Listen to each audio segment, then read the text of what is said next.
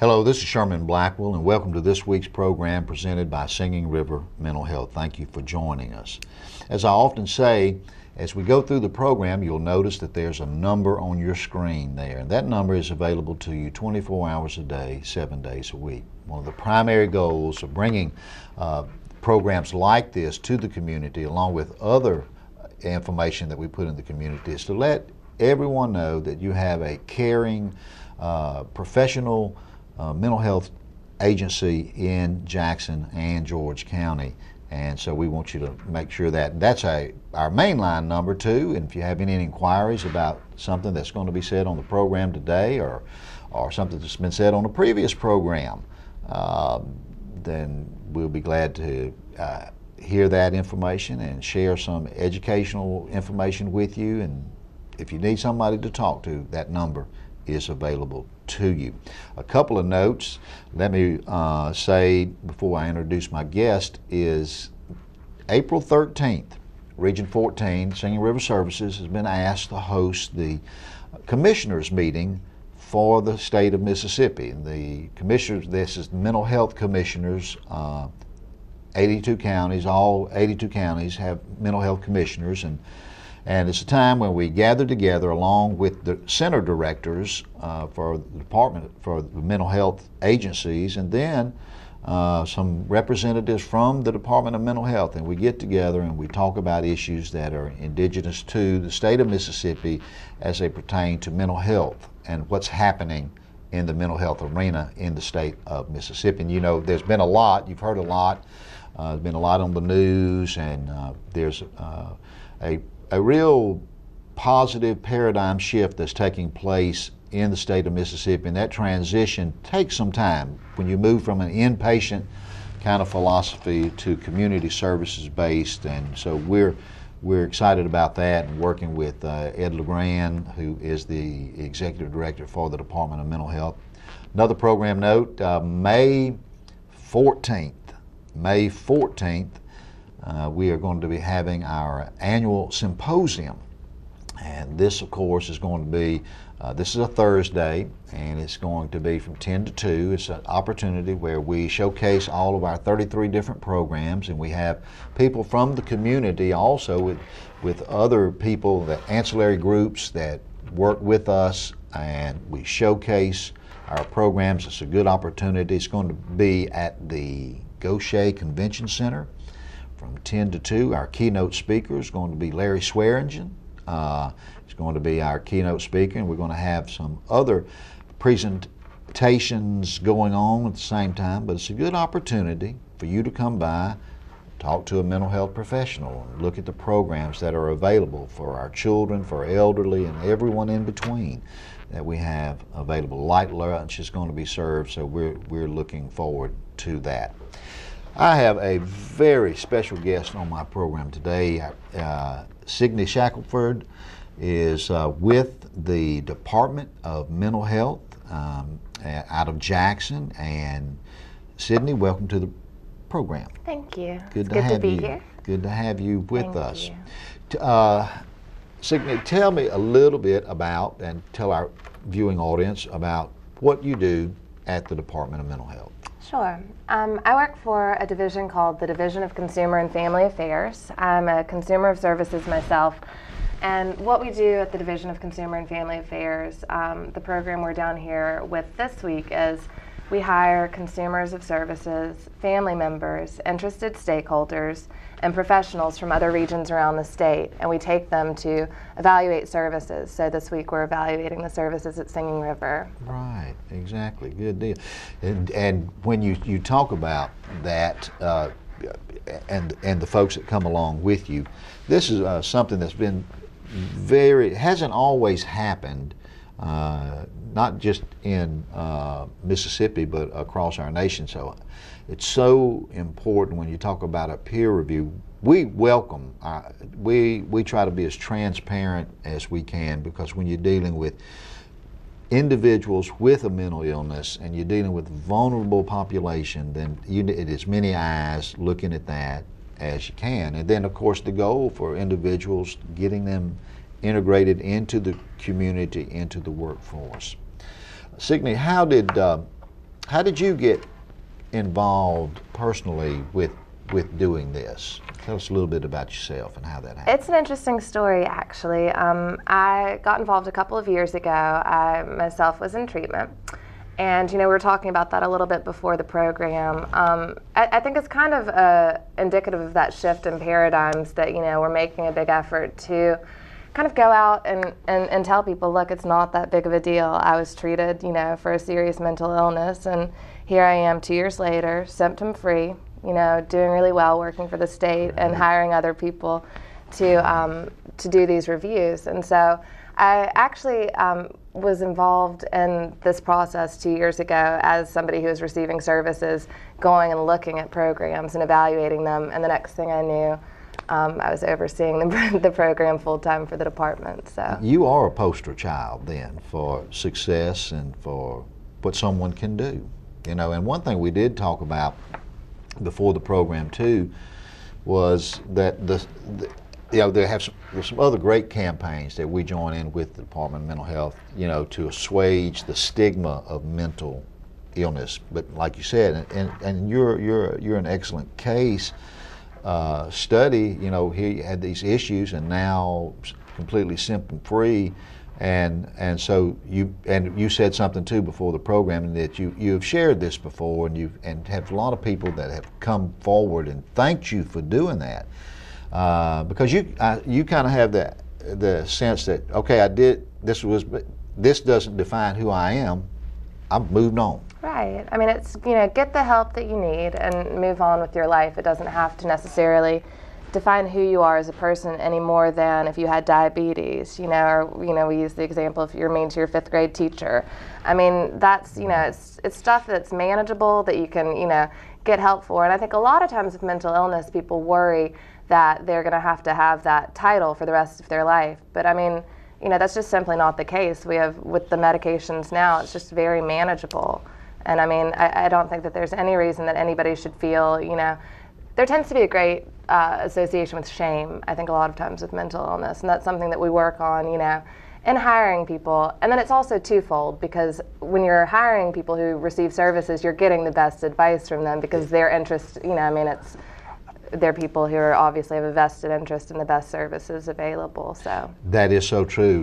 We have a mutual friend who is a peer reviewer with you, Larry Swearingen, who's also going to be our keynote speaker, and he's for a long time had that philosophy. He shared a little bit. He was with the Department of Mental Health for 30 some odd years, and then after that did some work with NAMI, National Alliance Mentally Ill of Mississippi, and he talked a little bit about that, the difference, the view, and how important it is that some things would have been done different, as far as he would say, had he had the experience with NAMI first before, and then and it, it's not that you have to get hit by a train to know that hurts, but it is a fact to know why wouldn't you take advantage of people that have been there and done that and have that input, and instead of this dichotomy of, this is the way it's going to be done, when you get people that have been there and back. Well, the difference is you're not so much just prescribing things as you're walking alongside somebody and saying, what can I do for you to make your life better? You mentioned sort of helping people get back to work is a big thing that a lot of the adult programs do, the psychosocial rehabilitation programs. Right. So helping people get back out in the community and not so much the institutional model that we used to be based on. Very much so, and that's something that's very exciting to do, and we're looking forward to that. And here again, the Department of Mental Health is doing an excellent job at leading the way, and fortunate for Mississippi to have the community mental health system in place, and then moving into the community. My guest today is Signe Shackleford. She is from around Jackson. Born and raised Jackson, Mississippi, and she is with the Department of Mental Health, and she is a peer reviewer for the department, and has been around the state now. I guess you've been in about all 82 counties, or Almost, close to it feels like it. or close to it.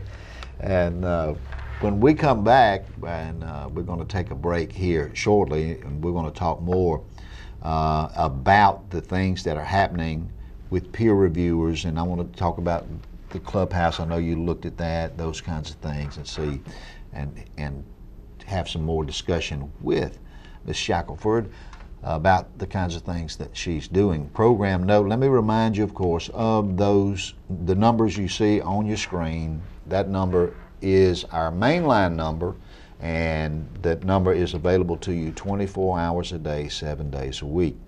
And we have a caring, professional, altruistic staff that really cares for individuals that deal with issues about mental health, mental illness issues, and so we want you to make sure that you avail yourself of that number. And before the break, let me remind you again, because I didn't give you the place, but at April 13th, we are been asked to host the commissioners meeting for the state of Mississippi.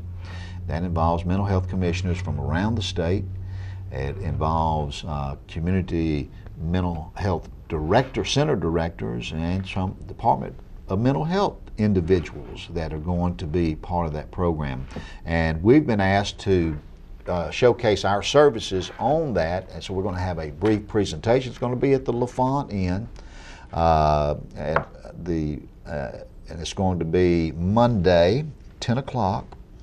And so that's where that's going to be. And if you need more information about that, you can give us a call at the number that's on the screen there. And also, Signe, we are so excited about our symposium. That's going to happen May 14th, Thursday. We ceased doing that after Katrina. We started back up last year. But prior to that, we were having 300 and 400 people attend this symposium, and just a great opportunity to be someplace in public eye and let people come by, get information. And a lot of people come by who wouldn't necessarily call, but come by and they'll talk to someone. Can you step over here and let me talk? Right. So making ourselves available to do that. We're excited about that, and we're going to talk more about that. But we're going to take a quick break, and then we'll be back with my special guest right after these messages. Hello, this is Sherman Blackwell, and welcome back to the second half of today's program. Thanks for joining us. We certainly do appreciate all the good, positive comments that we get through this program and other programs that we do and other media outlets. We appreciate you tuning in and listening in, and the reason we do that, again, is to underscore it, is to let you know about the different services that are available locally and what's going on across the state of Mississippi vis-a-vis mental health issues, and also a wealth of great staff that just have tremendous knowledge and wealth of information about mental health issues. My guest today, back for the second half of the program, is Signe Shackleford. She is from Jackson, Mississippi. And Signe, but tell us a little bit. We talked about how you got into this, but you've been pretty much around the world, haven't you? I've done a little bit of traveling, yes, sir. You lived in New York. I went to college in New York at Barnard College at Columbia University, and I was in publishing. Okay. And as we talked about that a little bit before, it wasn't, it was a different paced life, we'll say. Okay, yeah. And but I have had the opportunity to travel quite a bit as well. And you write. I do. Okay. And I do. You just that's therapeutic too. Have you published yet, or have you gotten some things? But I'm working on my fiction. It's really, with this kind of work, it's been kind of an issue of getting the time, but I have time now on the road. So working in publishing is about the worst way to learn how to write or have time to write your own projects. So. Well, I know with your travels, you travel a lot. You said, around the state, and you said that gives you some time. It does. To And also, I mean, material. You know, I kind of think of it as like my Eudora Welty WPA days. There you go. There you go. Going around the state. There you go. So. Exactly right. You made Dr. Marty Allen. You know her. She's Yes. been on the program. She, had written books about adoption and things like that. So we like that. We like that diversity. You are. Give us your title again. I'm a program coordinator for the Division of Consumer and Family Affairs, and so that's a division at the Department of Mental Health in Jackson. And the specific part of your portfolio is as a peer reviewer, and we talked about that. Can you expand on that a little more? What kind of programs do y'all specifically look at? Is there a particular interest? I know as a peer reviewer, in the meetings we had the other day, I heard questions, what are the goals, what are the objectives, and where do we want consumers to go and be? Sure. So just to elaborate a little bit on the program, it's a really unique program because it gives you the opportunity to have consumers, family members, staff people, and interested stakeholders all work together on a team. And so really, when you put people out in the field like that, it gives, say, a doctor a chance to work with a consumer and see, this person in a different light because you're working together and you're getting different perspectives on an issue that, is kind of it's your job. So, I mean, it's helpful to you. Right. We also like to think of it as an opportunity to exchange information around the state. So, if you're looking at a different region, you could say, oh, well, this is how we do it in our region, or this is what I've seen in other parts of the state that have worked. Yeah. So you can kind of compare those. Yeah, and that's what I certainly, in our meeting yesterday with the other peer reviewers, and didn't get the full opportunity to say how much I appreciate what y'all do and how when y'all come down and the job that you do. And that's what we want to hear, I know locally, is input. First of all, here again, digress a little bit, you got a consumer with you and you got someone that can, maybe y'all should try it this way, and maybe because this worked. Or it's been my experience that this doesn't work. And it's all about the Department of Mental Health's commitment to having consumer-driven services. So, I mean, even down to the level of community mental health centers, but you're coming from, the department in Jackson's really committed to, and I mean, it's kind of, it's the way of the future of hiring people who have had the experience. We talked a lot about, earlier in the first segment, the personal experience being very, invaluable to both looking at services and eventually providing services with certified peer specialists. Absolutely. And Judy Babb, she was part of the team. She had a lot of positive things to say, I think, and some impact. And one of our goals, too, is to glean from when a review committee, when your staff shows up, is to hear some of the things that you had just mentioned, what's happening at Region 11, where, and y'all will be great resources for us because you have the purview of, you've been, state. You've seen it all, and so we certainly recommend, or look for that kind of input. When as you close out this process, you'll go back and you'll tell us I'll what'll receive. happen. So basically, yesterday we met with some of your staff, and we had a chance to talk with the leadership of the region about, what y'all are most excited about, what programs y'all have going on, what your needs are, Right. to be realistic. I mean, that is discussed. And then Absolutely. today we had a chance to go and see 2 of your programs, the supervised living apartments and the clubhouse. And the clubhouse is in a new facility, so I was really excited to see that, and I think it looks great. And the apartments are just, it's just a wonderful program, and you have excellent staff working at both of those.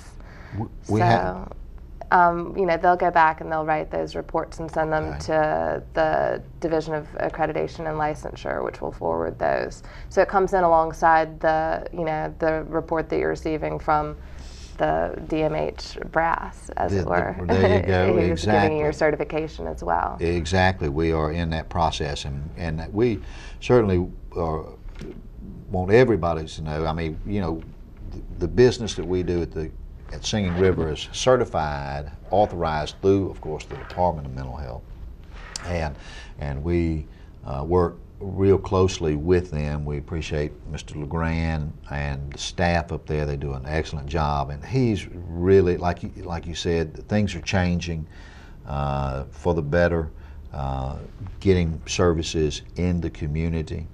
But that certification is very important to us, and people are down. I mean, there's a battery of folks down. I mean, 10 or 12 down for that, and that happens once a year. Along with Medicaid audits, along with grant audits. It must feel like you're constantly being audited, but telling that's you. good for y'all to know that there are always people independently evaluating the services that they provide. That is, it is. And then, and because we live in a society where you dot your I and you cross your T, and they're very interested in that. But what I hear, and what I see and what you do, Signe, is that, we're talking about outcome measure, we're talking about impacting people's lives for the better, changing them, and you're quite the inspiration on that, and I appreciate you sharing that with us, that you've been there and done that and moved on.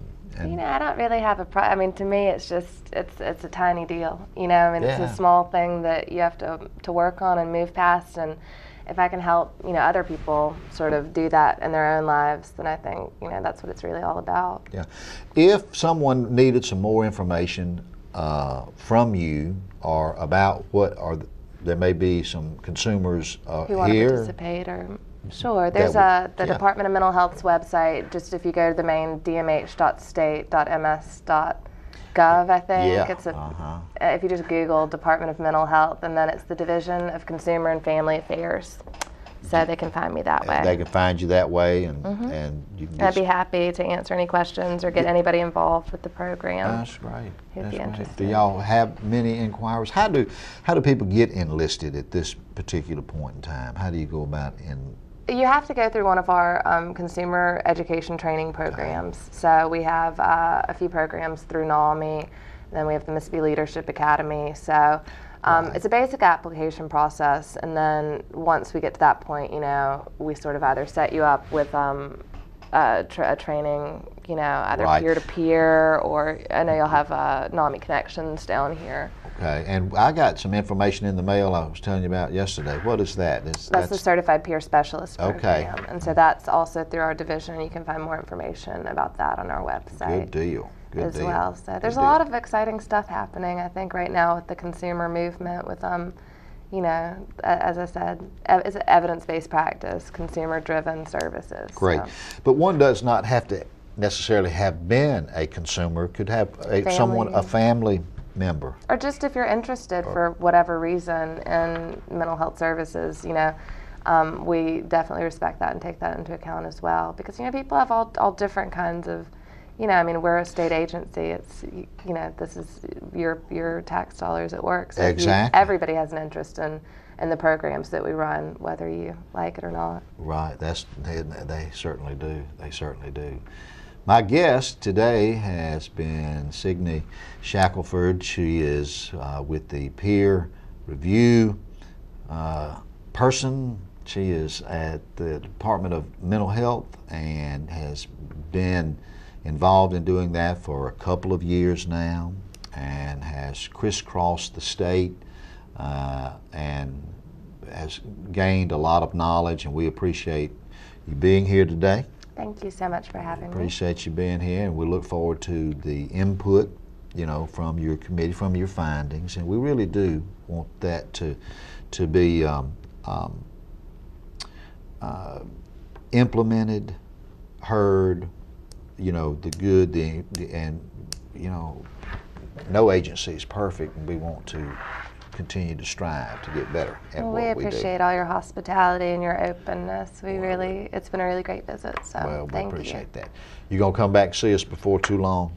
It'll be another year. Be another year? Yeah. Yeah. Maybe you come down for the symposium, though, huh? If you invite me, I would Okay. love to. Okay. Larry's an excellent speaker. I Isn't he an can speak to that. I would love to come and hear Larry talk. He's just an incredibly knowledgeable individual. He is. So I think that would be, so maybe indeed, just send me the information. All I'll right, put it we'll on my do that. calendar. We'll do that. Okay. Thanks for being here. Let me remind you, as we get down to our last minute, the number that you see on the screen there is available to you 24 hours a day, 7 days a week. And if you would like more information concerning what you heard on the program today or on a previous program, please give us a call. And we have a tremendous amount of information that we'd like to share with you. And we're going to talk more in the next couple of weeks about our symposium that's coming up and some other programs that are happening in the community with our children and with the elderly, and we're excited about the kinds of things and the impact and the change that we're attempting to make as we work hand in hand with people like you who care about people in our community. This is Sherman Blackwell. Thanks for joining me today. Look forward to seeing you again next week.